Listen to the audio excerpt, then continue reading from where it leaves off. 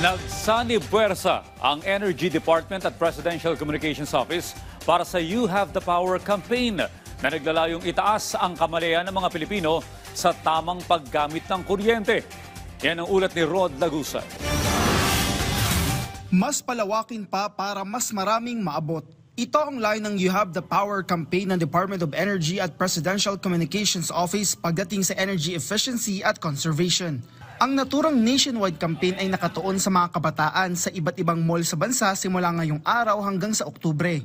Kabilang ang pagsasagawa ng learning sessions, competitions at exhibitions para maiparating ang kahalagahan ng pagtitipid sa kuryente at tamang paggamit nito. Ang target kasi natin yung youth dahil pagka-sustainability, sila yung next generation natin eh. It's habit forming.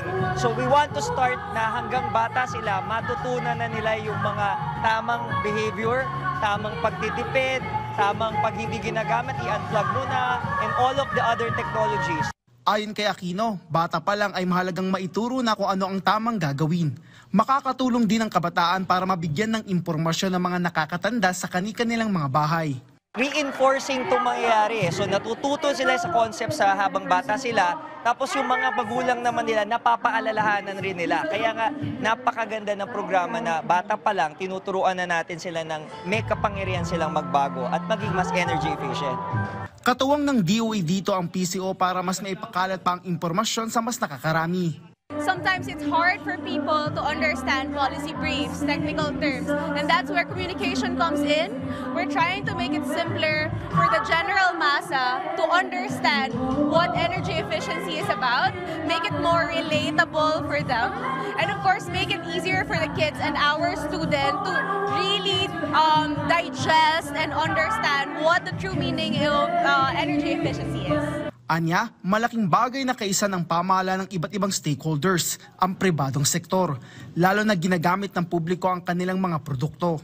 They're the ones who provide us with the materials and the tools na kailangan natin, and we use what their products every day.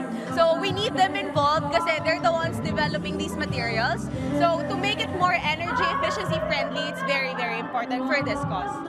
Tingin ng DOE natututo na ang mga Pilipino pagdating sa energy efficiency, gaya na lang ng pagbili ng mga ilaw na LED o aircon na inverter.